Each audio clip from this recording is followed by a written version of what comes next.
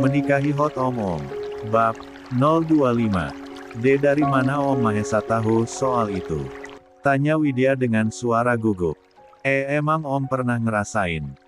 Sepasang mata tajam Mahesa menatap lurus-lurus sepasang mata bulat istrinya yang penuh rasa cemas. Tangannya bergerak perlahan mencubit dagu tirus Widya yang ada dalam genggamannya. Saya dokter, kalau kamu lupa. Tentu saya cukup tahu tentang hal itu, ucap Mahesa penuh keyakinan. Terlebih, saya juga pernah membantu seorang wanita melahirkan bayinya. Seharusnya malam ini saya menikmatinya. Tapi tidak. Wajah Ayu Widya semakin memerah malu. Ditatap begitu intens oleh lelaki tampan ini membuatnya benar-benar salah tingkah. Mahesa mencuri sebuah kecupan singkat di bibir merah muda istrinya sambil berkata, saya nggak ingin maksa. Kamu sekarang. Kedua tangan Mahesa bergerak perlahan dan bertengger di pinggang Widya yang ramping. Lelaki itu kini membawa bibirnya untuk mengecup kening gadis itu sedikit lama, lalu melepasnya. Kembali ia membawa tatapannya untuk menatap sepasang mata bulat berwarna coklat milik istrinya. Nanti, kalau tubuh kamu sudah benar-benar sembuh, maka saya akan meminta hak saya tanpa sungkan. Kembali rangkaian kalimat lelaki bertubuh tinggi menjulang ini membuat jantungnya menderu tidak karuan. Macam kalimat itu mengandung energi magis yang bisa membuat seluruh tulang yang ada di tubuhnya mencair. Setelahnya, Mahesa mengurai jarak di antara mereka, kemudian menggenggam tangan istrinya itu untuk ia bawa ke kamar. Tapi baru selangkah gadis itu mengayunkan kakinya, gadis itu tergelincir. Entah kenapa kakinya terasa lemas bak jeli yang tidak bertenaga. Untung saja suaminya itu begitu sigap menangkap tubuhnya hingga lututnya tidak membentur lantai. Di antara fokusnya yang belum terkumpul penuh, ia harus dikagetkan lagi dengan tindakan suaminya ini. Oh Om. Pekik perempuan yang tubuhnya terasa melayang di udara tersebut. Turunin. Saya bisa jalan sendiri. Baru selangkah, Buna. Dan kamu hampir saja terjatuh. Mahesa menyentak tubuh Widya membenarkan posisi gendongannya. Widya yang refleks pun langsung saja melingkarkan tangannya ke leher kokoh suaminya tersebut. Pemaksa. Lebih dari itu. Widya memberengut sebal melihat respon Mahesa. Matanya menatap tajam lelaki yang merespon keluhannya dengan sangat santai. Bibir tipis itu hanya tersenyum miring. Kemudian melanjutkan langkahnya menuju kamar. Mahesa menurunkan Widya di dekat walk-in closet miliknya, lalu ia dudukkan perempuan itu di atas meja kaca yang dipenuhi dengan koleksi jam tangan mewahnya. Melangkah ke salah satu deretan lemari bercat putih, Mahesa membuka pintu lemari tersebut dan mengambil beberapa lembar pakaian di sana. Stok pakaian kamu untuk di rumah ini belum saya siapkan. Sementara pakai kaos sama training ini dulu, ujarnya seraya menyerahkan pakaian tersebut pada Widya. Widya meraih celana training dan kaos putih yang lelaki itu sodorkan padanya, lalu sejenak ia bentangkan celana dan baju itu untuk melihat ukurannya. Seketika keningnya berkerut dalam, dan bibirnya mendesah pelan sambil meletakkan atasan dan bawahan itu di atas pahanya. Nggak ada yang lebih gede dari ini gitu, Om. Tanyanya dengan wajah sedikit kesal. Celana itu jelas kepanjangan, dan kaos itu juga jelas kebesaran untuk tubuhnya. Semuan pakaian saya satu ukuran. Nggak ada yang lebih kecil. Sejenak Widya melirik ke arah lemari yang masih terbuka tersebut. Saya boleh pilih sendiri nggak, Om? Boleh. Widya pun tersenyum semringah. Lah serahkan sepasang pakaian tadi pada pemiliknya. Om aja yang pakai itu. Oke. Widya melirik ke arah lemari yang terbuka, matanya berbinar. Saya boleh pilih sendiri nggak, Om? Boleh. Jawab Mahesa. Widya tersenyum semringah dan mengembalikan sepasang pakaian yang tadi dia pegang kepada Mahesa. Om aja yang pakai itu. Oke. Ujar Mahesa. Gadis itu lantas melompat turun dari meja kaca dan melangkah lincah ke arah lemari pakaian. Sementara Mahesa, Lelaki itu duduk di tempat yang sebelumnya Widya tempati. Tidak benar-benar duduk, hanya sedikit menyadarkan bokongnya di pinggiran meja tersebut sambil menyilangkan tangannya di depan dada memperhatikan gadis itu. Widya larut dalam kegiatannya, teliti menyusuri deretan pakaian yang tersusun rapi di lemari tersebut, ekspresi wajahnya tampak bingung sekaligus antusias. "I found it," seru Widya. Akhirnya dia menemukan satu pakaian yang dianggapnya cocok dan memamerkannya pada Mahesa dengan wajah bangga. "Saya pakai ini aja, Om." Mahesa mengulas senyum tipisnya, kemudian beranjak dari tempatnya menuju istrinya. Memeluk perempuan itu dari belakang dan mengecup samping kepalanya. "Pakai apapun yang bikin kamu nyaman selagi di depan saya, Buna." Lelaki itu kemudian membawa bibirnya untuk mengecup batang leher mulus tersebut. Sungguh, bulu kuduk Widya terasa merinding menerima kecupan-kecupan kecil dari suaminya ini. Tapi di sisi lain, entah kenapa ia merasa disayangi dan dihargai. Bahkan gak pakai apa-apa juga gak masalah. Mahesa kemudian melepaskan pelukannya, berjalan keluar dari ruangan tersebut. Sambil membawa pakaiannya tadi. "Saya tunggu kamu di kamar." Entah sudah berapa kali jantung Widya dibuat berdegup tidak karu-karuan oleh Mahesa. Ia yakin setelah ini ia harus memeriksa dirinya ke dokter spesialis jantung dan paru untuk memeriksa kesehatan organ vitalnya. Di kamarnya, Mahesa sudah lengkap dengan kaos dan trainingnya. Terlihat lebih santai namun sama sekali tidak mengurangi kadar ketampanannya. Widya pun melangkah keluar dari walk-in closet, mengenakan kemeja putih kebesaran milik suaminya. Ekspresi wajahnya mencerminkan kegugupan dan perasaan bercampur aduk di dalam hatinya. "Oh Om." Sapa Widya memanggil Mahesa dengan nada yang mencoba terdengar tenang. Rambutnya masih basah dan tergerai lembut di pundak dan sepanjang punggungnya. Mahesa, yang sedari tadi menunggu, melihat penampilan Widya dengan tatapan yang hampir tak bisa diswidyaikan lagi. Matanya menyorot tajam, dan mulutnya mengeluarkan umpatan tak terduga. "Damn." Kesalnya sambil mengepalkan erat kedua tangannya, berusaha menenangkan jantung yang berdegup kencang akibat kecantikan Widya yang menambah deretan kesabarannya. "Ot, malah hari ruang makan. Ya ampun, Bagas." Seru Ranti saat melihat wajah sang putra babak belur. Ia khawatir bukan main. "Kamu bikin gara-gara lagi sama om kamu." Bagas yang baru saja keluar dari kamar yang ia tempati jika sedang menginap di rumah eyangnya itu duduk santai bergabung di meja makan setelah berjam-jam menghilang. Semua mata tertuju pada Bagas. Termasuk Widya dan Mahesa yang juga ada di tempat itu tentu saja. "Enggak, Mah. Bagas mana pernah bikin gara-gara. Adik mama itu aja yang selalu sensi sama Bagas." Di tempatnya, dada Mahesa sudah bergemuruh hebat. Tangannya yang terkepal erat di bawah meja tertangkap oleh mata Widya. "Mas," bisik Widya menyelimuti tangan Mahesa yang tergenggam dengan tangannya. Gadis itu mencoba untuk menenangkan suaminya. Ranti menangkup wajah sang anak. Memperhatikan bagaimana sudut bibir sang putra sobek. Siapa lagi pelakunya kalau bukan Mahesa, adiknya. Ini bukan kali pertama Mahesa memberi pelajaran pada anak semata wayangnya ini. Beberapa bulan yang lalu bahkan Bagas sampai masuk rumah sakit karena pingsan. "Om kamu itu nggak mungkin marah kalau kamu nggak aneh-aneh, Bagas. Sampai kapan sih kamu begini, Nak? Kamu udah bikin gara-gara apa lagi sama Mahesa?" Bagas pun menyingkirkan tangan ibunya dari wajahnya. Merasa jengkel tentu saja. Selalu Sajaya yang disalahkan atas semua peristiwa. "Mama kenapa selalu belain Om Mahesa sih, Mah? Kenapa selalu mikir Bagas yang salah? Kali ini dia yang salah, Mah." Dahi semua orang pun berkerut dalam.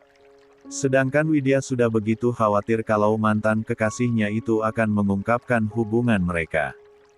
"Nggak mungkin, Gas." Seru Ranti tidak percaya. Eyang sudah akan melerai, namun Papa Gunadia menahannya.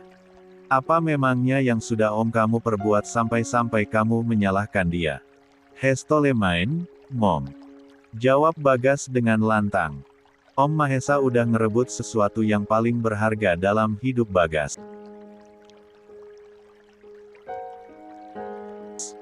Ranti terdiam, mencoba mencerna ucapan sang putra.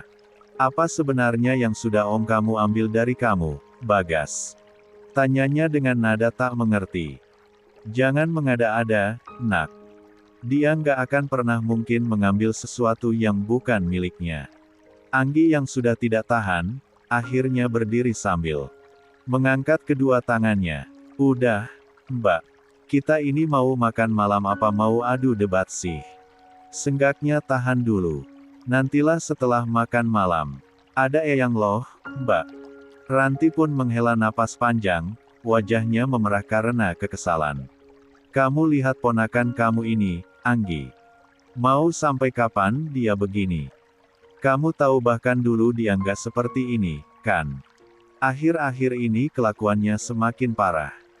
Mbak sampai nggak tahu harus ngomong apa, keluh Ranti sambil melirik Bagas yang masih tampak tegar dengan ucapannya.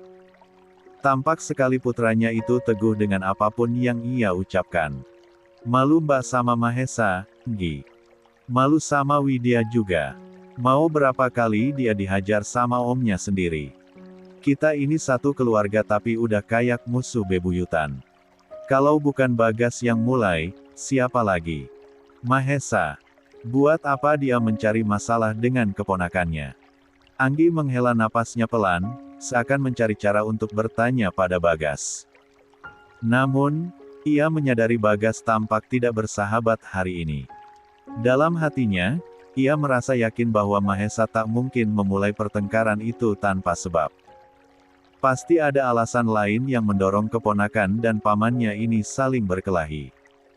Tiba-tiba, suara sindiran terdengar di sekitar mereka. Belain terus tuh, anak kesayangan keluarga perdana. Salah juga tetap. Dibela, iya. Ujarnya dengan nada sinis, membuat suasana semakin memanas. Anggi mengepalkan tangannya, merasakan amarah yang mulai menyelimuti hatinya. Sebelum Mahesa sempat berdiri, Widya mengumpulkan keberaniannya untuk menahan suaminya. Dengan erat, dia mencengkeram telapak tangan Mahesa, sementara tangan yang lain meraih rahang suaminya. Memaksanya untuk menghadap dirinya. Please, jangan bikin keributan, Mas. Widya mengusap lembut sisi rahang Mahesa yang ditumbuhi bulu-bulu halus, berbisik dengan suara lirih, kasihan Eyang lihat keluarganya saling berantem. Mas mau kalau Eyang sedih dan kepikiran. Semua orang yang ada di ruangan itu menyaksikan tindakan berani Widya. Mereka tidak bisa menywidyaikan rasa kagumnya akan keberanian gadis itu dalam menenangkan suaminya. Mahesa menatap dalam ke dalam mata Widya, melihat keikhlasan dan kepedulian di balik wajah cantik nan teduh istrinya. Seulas senyum tipis tergambar di bibirnya, tanda bahwa ia luluh dengan kata-kata Widya. Maaf, ucap Mahesa kemudian meraih tangan yang masih menyentuh rahangnya itu untuk ia kecup telapaknya. Thanks, honey. You're the best. Mahesa menunduk, lalu berbisik lembut di samping kuping Widya. Apapun yang dia katakan, jangan didengar. Anggap saja kamu nggak pernah kenal. Ucapnya dengan penuh perhatian. Dengan jarak yang sangat dekat, ia menatap wajah istrinya yang cantik. Widya tersenyum manis, menampilkan lesung pipinya yang menawan. Oke, my big boy, jawabnya seraya memandangi mata Mahesa. Senyuman miring Mahesa kembali terbit, menggantikan kemarahan yang sebelumnya merasuki hatinya. La merasa bangga dan lega mendengar pernyataan kepemilikan dari Widya. Smart girl, puji Mahesa, lalu dengan penuh kelembutan mencium pipi istrinya. Setelah itu, ia kembali menegakkan punggungnya. Dengan tegas dan menoleh, matanya beralih untuk menatap sang keponakan yang ada di sana. Wajahnya terlihat santai, menunjukkan kemenangan dalam hati. Mama! Seru Laivia saat menyaksikan keromantisan sahabat dan pamannya tersebut. Mama mau mantu. Enggak. Anggi langsung melongo menatap tak percaya sang putri. Kamu ngomong apa, Liv? Livy baper liat Om Biu sama Tante Una. Cute sekali, Ma. Jadi pengen kawin. Semua orang terkekeh melihat tingkah laku Livia yang kocak. Humor si gadis cantik itu berhasil mengubah suasana yang semula tegang menjadi lebih ringan dan mencair. Hush. Kamu itu masih bocil, Liv. Belum cukup umur buat nikah. Belajar dulu yang benar. Setelah itu baru bahas nikah. Pipis aja belum benar, udah minta nikah. Ujar Anggi menegur sang putri. Wajah Livia sontak merah padam, menunjukkan rasa kesal yang mendalam. Mama kenapa jadi bawa pipis sih? Jorok tahu. Lagi di meja makan juga. Kalau mau pipis ya tinggal pipis. Apa hubungannya sama nikah? Katanya dengan suara tinggi. Anggi segera mengambil piring dan mengisinya dengan nasi serta lauk pauk, lalu meletakkannya di depan Livia. Nih, makan aja masih diladenin. Gaya-gayaan minta nikah. Emang bisa kamu masak buat suami kamu? Emang udah bisa ngelayanin suami kamu? Mendengar sindiran tersebut, bibir Livia semakin mengerucut, menunjukkan rasa jengkelnya. Kan bisa pakai pembantu. Ngapain harus repot-repot masak sendiri? Balasnya sambil menggerutu. Terus, kalau ketemu laki-laki modelan papa kamu yang apa-apa maunya sama istri gimana? Anggi pun kemudian melirik pada Mahesa. Sama tuh, om kamu itu juga begitu. Apa-apa mau diurus sendiri. Nggak mau orang lain ikut campur. Laki-laki modelan dia, kalau udah ada istri, udah pasti kayak papa kamu. Bisa kamu. Livia masih memutar otaknya untuk menjawab sang mama. Widya juga masih SMA loh, Mah. Dia juga belum lulus. Nyatanya nikah juga. Nggak mama tanyain tuh dia, udah bisa pipis sendiri apa belum? Anggi mendesah pelan sambil bergumam, Widya nggak usah diajarin. Nanti juga dibantuin sama om kamu. Nggak susah lah. Suara itu menusuk telinga Widya hingga wajahnya memerah malu. Sementara itu, Mahesa dengan ekspresi santai mengambilkan nasi dan lauk pauk untuk istrinya, lalu meletakkannya di depan Widya. Habisin, Darul, ucap Mahesa lembut. Nggak usah didengerin omongannya Mbak Anggi. Widya menelan ludah dengan susah payah, rasa malu masih terasa menyelimuti hatinya. Di sisi lain, Ranti kembali menyulut perasaan itu dengan berkomentar, pipisnya orang nikah itu beda, Liv. Nanti kalau kamu udah nikah, baru paham. Livia tidak bisa menahan rasa penasarannya. Keningnya berkerut dalam dan dia bertanya, apa memangnya bedanya, Bude? Hush! Seru Anggi, mengepalkan tangannya ke pinggang. Anak kecil nggak boleh kepo. Itu urusannya orang yang udah nikah. Livia tidak peduli omongan ibunya, matanya tetap menatap Widya yang duduk di depannya. PSSSTT. Bun, ucapnya sembari mengedipkan mata. Widya yang terkejut langsung menoleh, wajahnya masih memerah. Ye ya, Liv. Livia mendekatkan wajahnya ke Widya, senyum misterius merekah di bibir. Besok kasih tahu gue pipisnya orang yang udah nikah, ya. Gue penasaran. Bisiknya, sambil menutupi mulutnya dengan kedua tangan. Widya semakin gugup, menyadari bisikan sahabatnya terdengar jelas oleh orang-orang di sekitar mereka. Mama Indah yang gemas melihat kepolosan sang menantu pun tersenyum dan ikut berkomentar. Dibiasain suasana seperti ini ya, Widya maklumin keluarga suami kamu yang rame ini. Ngak usah ngerasa sungkan. Widya merasa lega dengan dukungan ibu mertuanya. Iya, Mah, balasnya, mencoba tersenyum seiring meredam kegugupan. Di tengah suasana hangat saat semua orang bercengkrama, Bagas hanya bisa terdiam 1000 bahasa. Mata terus menatap kemesraan sepasang suami istri yang seolah dengan sengaja dipamerkan di depannya. Tak merasa jantungnya berdegup kencang dan hatinya terasa panas menyala, seakan tidak bisa menerima kenyataan bahwa wanita yang sangat dicintainya itu kini menjadi istri pamannya sendiri.